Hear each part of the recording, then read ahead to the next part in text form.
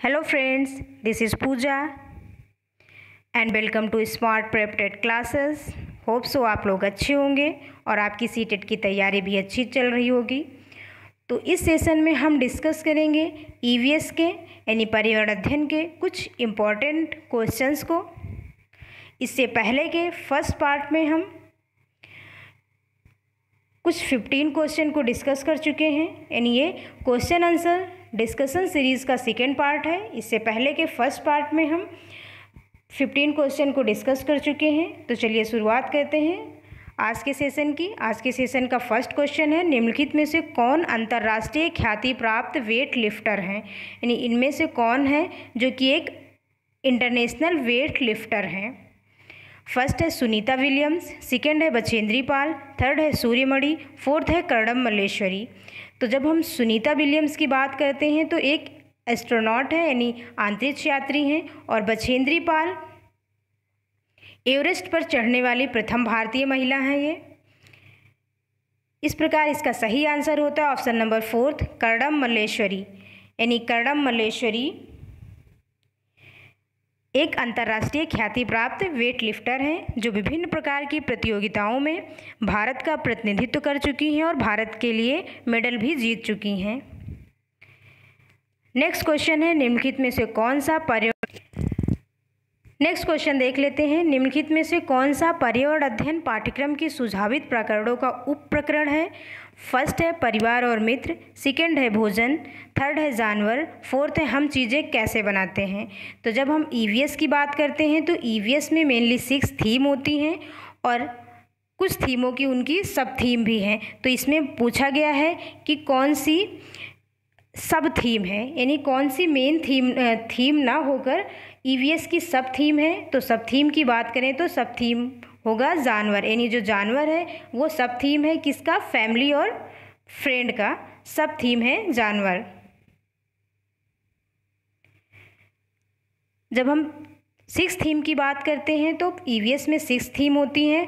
First होता है इसमें परिवार और मित्र यानी फैमिली एंड फ्रेंड, सेकंड होता है शेल्टर यानी आवास, थर्ड होता है फूड यानी भोजन, फोर्थ होता है जल यानी वाटर, और फिफ्थ होता है ट्रेवल यानी यात्रा, और 6 होता है हम चीज़ें कैसे बनाते हैं, यानी हम चीज़ों को किस प्रकार बनाते हैं। ये भी एक ईवीएस की एक थीम है।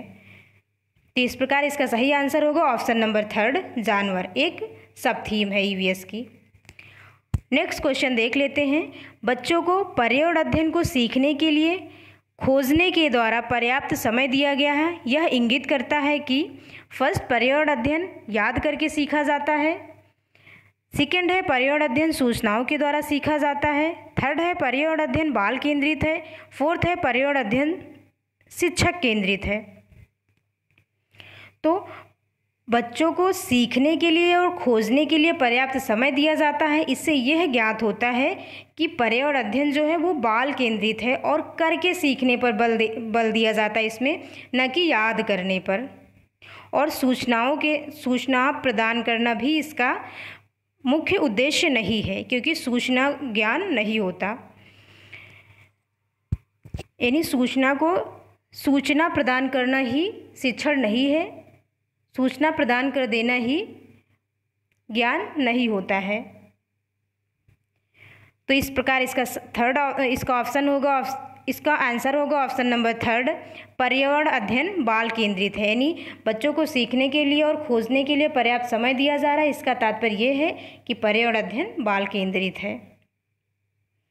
नेक्स्ट क्वेश्चन देख लेते हैं, नीचे दिया गया कौन सा एक समूह जड़ों का है, यानी कौन सा समूह इसमें जो जड़ है। फर्स्ट है चुकंदर आलू अदरक, सेकंड है गाजर हल्दी अदरक, थर्ड है शकरकंदी मूली हल्दी, फोर्थ है गाजर चुकंदर मूली।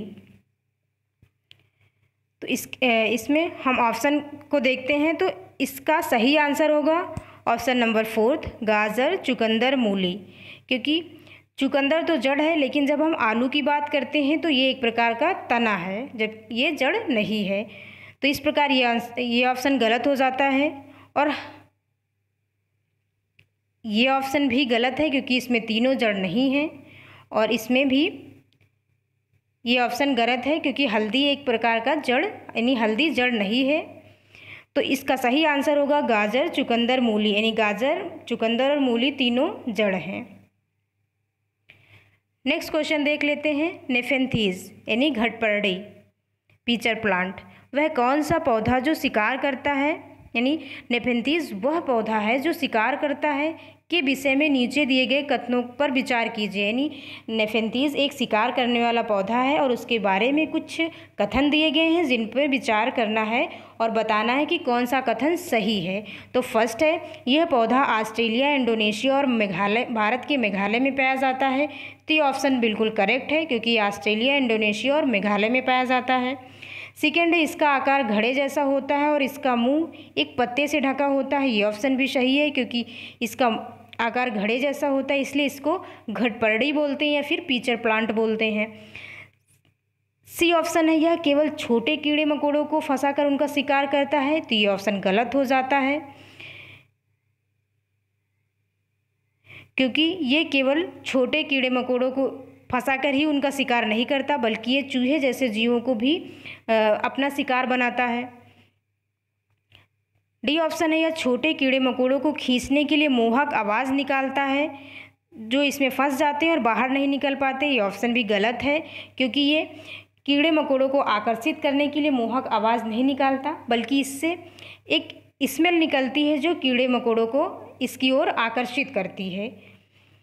तो इस प्रकार इसका सही आंसर होगा ऑप्शन ए और बी, यानी केवल ए और बी सही हैं, बाकी अन्य ऑप्शन गलत हैं। नेक्स्ट क्वेश्चन देख लेते हैं। बच्चों को पर्यावरण अध्ययन सीखने में प्रभावशाली तरीके से जोड़ा जा सकता है, यानी पर्यावरण अध्ययन सीखने के लिए बच्चों को किसके माध्यम से प्रभावशाली तरीके से जोड़ा जा सकता है। फर्स्ट है वृत्तांत, सेकेंड है यानी कहानियाँ, थर्ड है शिक्षकों के द्वारा अवधारणाओं की प्रभावशाली व्याख्या और ऑप्शन नंबर डी है शिक्षक के द्वारा अवधारणाओं का प्रभावशाली प्रदर्शन और व्याख्या। तो जैसा कि हम पहले भी पढ़ चुके हैं कि हमें व्याख्या और परिभाषा यानी डिस्क्राइब करने, लेक्चर मेथड पे और डिफिनेशन पर जोर नहीं देना है। तो इस प्रकार इसका सही आंसर होगा वृत्तांत और कहानियाँ, यानी वृत्तांतों के माध्यम से और कहानियों के माध्यम से बच्चों को पर्यावरण अध्ययन प्रभावशाली तरीके से सिखाया जा सकता है। नेक्स्ट क्वेश्चन है, निम्नलिखित में से क्या पर्यावरण अध्ययन में बच्चों के द्वारा ज्ञान की रचना में महत्वपूर्ण है, यानी कौन सा कथन है जो पर्यावरण अध्ययन में बच्चों के द्वारा ज्ञान को की रचना करने में, यानी नॉलेज को कंस्ट्रक्ट करने में इम्पॉर्टेंट है। फर्स्ट है बच्चों का सक्रिय भाग लेना। तो ये ऑप्शन भी बिल्कुल सही है क्योंकि जब बच्चे एक्टिवली पार्टिसिपेट करेंगे तो अच्छी तरीके से सीखेंगे। बी है बच्चों के समुदाय के सदस्य। तो ये ऑप्शन भी सही है क्योंकि हमें समुदाय के सदस्यों को एज अ रिसोर्स यूज़ करके बच्चों को ईवीएस पढ़ानी है, यानी जब हमें कृषि के बारे में बताना हो तो हम किसी किसान को बुला के बच्चों को उससे इंटरेक्ट करवा सकते हैं, उसके माध्यम से बता सकते हैं। जब हमें बीमारियों के बारे में समझाना है तो हम डॉक्टर को बुला सकते हैं वहाँ पे। यानी इसी तरीके से हमें जो समुदाय में जो रिसोर्सेज हैं, यानी जो मानवीय संसाधन है, उनका प्रयोग करके ईवीएस पढ़ाना है। तो बच्चों के समुदाय के सदस्य भी नॉलेज को कंस्ट्रक्ट करने में एक इम्पॉर्टेंट भूमिका अदा करते हैं। सी है पर्यावरण अध्ययन की पाठ्य पुस्तकें। तो पर्यावरण अध्ययन की पाठ्य पुस्तकें भी एक साधन होती हैं ईवीएस को पढ़ने में। तो इस प्रकार तीनों ऑप्शन सही हो जाते हैं। डी ऑप्शन है पर्यावरण अध्ययन की पाठ्य पुस्तकों में दी गई व्याख्या और परिभाषा। तो हमने पीछे भी जाना कि हमें डिफिनेशन पर जोर नहीं देना है, तो इस प्रकार इसका ये ऑप्शन गलत है। इसका सही आंसर होगा option number first A B C, यानी ए बी और सी ऑप्शन करेक्ट है और डी ऑप्शन गलत है। नेक्स्ट क्वेश्चन देख लेते हैं। पर्यावरण अध्ययन के शिक्षक के द्वारा बच्चों को जानवरों का अवलोकन करने और उसका चित्र बनाने के लिए प्रेरित करने का उद्देश्य क्या होता है। यानी एक शिक्षक है जो बच्चों को जानवरों का अवलोकन करने और उसका चित्र बनाने के लिए प्रोत्साहित करता है, तो उसका उद्देश्य क्या है। फर्स्ट है बच्चों में सृजनात्मकता का विकास करना, बिल्कुल ठीक है। सेकेंड है बच्चों में अवलोकन और रचना कौशलों का विकास करना, ये ऑप्शन भी ठीक है। सी है बच्चों में सौंदर्यात्मक संवेदना का विकास करना। तो इस प्रकार इस तीनों ऑप्शन सही हैं, यानी किसी चित्र को अवलोकित करना और उसके यानी किसी चीज़ का अवलोकन करना और उसका चित्र बनाना, जिससे सृजनात्मकता का भी विकास होता है, रचना कौशल का भी विकास होता है और सौंदर्यात्मक संवेदना का भी विकास होता है। इस प्रकार इसका सही आंसर होगा option number 4 ABC। Next question देख लेते हैं। निम्नलिखित में से क्या पर्यावरण अध्ययन के शिक्षण के लिए वांछनीय गतिविधि है, यानी एक पर्यावरण अध्ययन के शिक्षक के लिए कौन सी गतिविधि सबसे अधिक उपयुक्त है। फर्स्ट है विभिन्न कक्षाओं के बहुसांस्कृतिक क्षेत्रों को संबोधित करना। सेकेंड है पर्यावरण अध्ययन की अवधारणाओं से संबंधित महत्वपूर्ण सूचनाओं को बच्चों को देने को प्रोत्साहित करना। तो हमने पहले भी जाना कि सूचना देना ज्ञान नहीं है, यानी सूचना प्रदान करना ही केवल शिक्षण नहीं है। NCF के अकॉर्डिंग सूचना को ज्ञान मानने से बचा जाए, यानी सूचना प्रदान करना ही ज्ञान नहीं है। थर्ड है पर्यावरण अध्ययन के छाप प्रकरणों का रेखीय आयोजन करना। फोर्थ है केवल पाठ्यपुस्तक पर आश्रित रहना।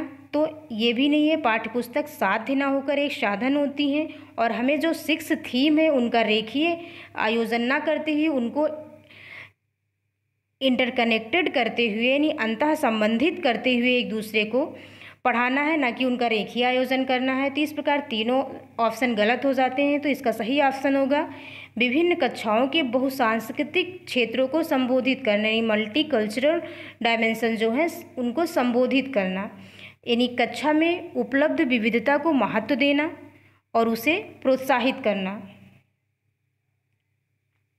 नेक्स्ट क्वेश्चन है पर्यावरण अध्ययन कक्षाओं में 3 से 5 तक के लिए एक विषय क्षेत्र है जो संकलित करता है।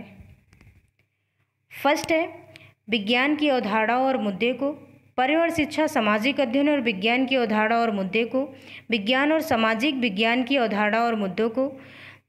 फोर्थ है पर्यावरणीय शिक्षा और विज्ञान की अवधारणाओं को, यानी जो EVS है वो किस चीज़ को संकलित करता है, यानी कक्षा 3 से 5 तक में जो EVS की पाठ्यपुस्तक पढ़ाई जाती है उसमें किन चीज़ों का संकलन किया जाता है।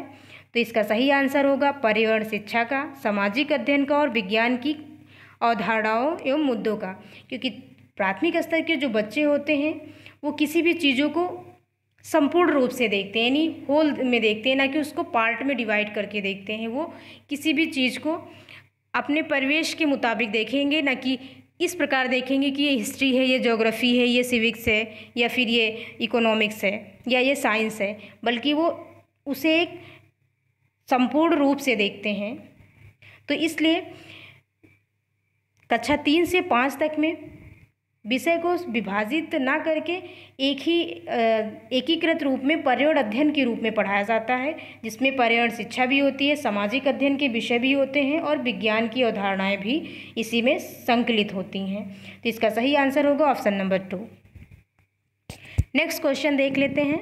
निम्नलिखित में से क्या पर्यावरण अध्ययन के संदर्भ में सही है, यानी EVS के से रिलेटेड कौन सा पॉइंट है जो सही है। फर्स्ट है पर्यावरण अध्ययन एक विषय है जो 1 से 5 तक की कक्षाओं में पढ़ाया जाता है। सेकेंड है 1 व 2 की कक्षाओं के लिए भाषा और गणित के माध्यम से पर्यावरण अध्ययन पढ़ाया जाता है। थर्ड है 2, 3 और 5 की कक्षाओं के लिए पर्यावरण अध्ययन से जुड़े मुद्दों को भाषा और गणित के माध्यम से पढ़ाया जाता है।